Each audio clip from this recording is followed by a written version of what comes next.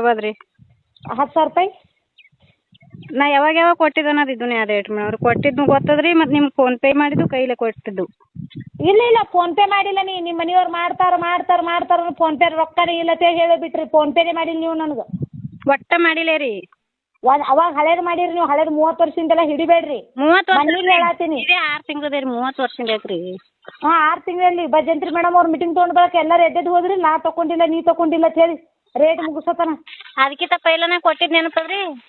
ಹಾಂ ಅದು ಹಳೇದು ಕೊಟ್ಟಿದ್ದು ನಿನಗೆ ನೆನಪದ? ಹಾಂ 12,000 ಕೊಟ್ಟಿದ್ರಿ. ಹಾಂ ಅದೇ 12,000 ರೂಪಾಯಿ. ನಾವು 2 ಸೆಂಟ್ರ್ ಕೂಡಿ 10 ಹೇಳಿದಿಲ್ಲ. ನೀ ಏನಂದ್ರಿ 2 ಸೆಂಟ್ರ್ ಕೂಡಿ 10 ಒಂದೊಂದು ಸೆಂಟ್ರ್ 10 ಅಂದಿಲ್ಲ.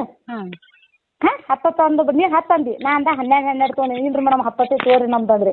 ಇನ್ನೊಂದು 2 ಸೆಂಟ್ರ್ 10 ಅಂದು ಹಳೇದು. ಯಾಕಂತ ಕೇಳಿ ಅವಾಗ 10,000 ರೂಪಾಯಿ ತೊಗೊಂಡಿ ನೋಡು.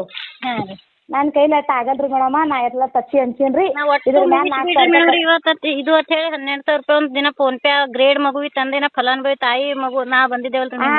ಹಾಂ ಅದು ಫೋನ್ಪೇ ಏಟ್ ಮಾಡಿದ್ ಹೇಳಿವ? 12,000. ಯಾವುದು? ಆ ಗ್ರೇಡ್ ಮಗುವಿ ತಂದು ನಿಮ್ಮ ಮನೆಗೆ ಬಂದಿನ ರೀ. ಹಾಂ ಅದು 12. ಹಾಂ ಅದು 12. ಅದು ಫೋನ್ಪೇ ಮಾಡಿದ್ದು 12 ಹೌದಲ್ಲ? ಅದು ಫೋನ್ಪೇನು ನಿಮ್ಮ ಕಡೆ ಲಿಸ್ಟ್ ಅದಲ್ಲ? ಹಾಂ ಇದ್ರಿ ಬೇಕು ಎಲ್ಲರೂ ಹಾಕಿದವ್ರ ಕಡೆ. ಏನು ತಂಗಿ?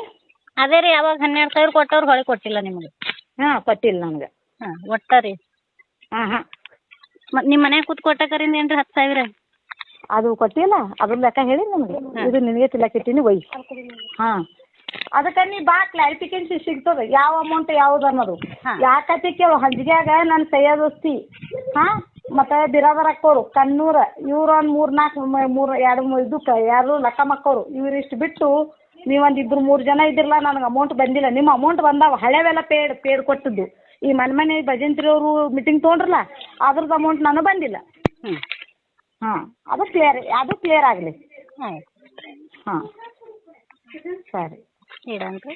ಆ ಹುಡುಗರು ತಂತಾನೆ ಎದಕ್ಕೆ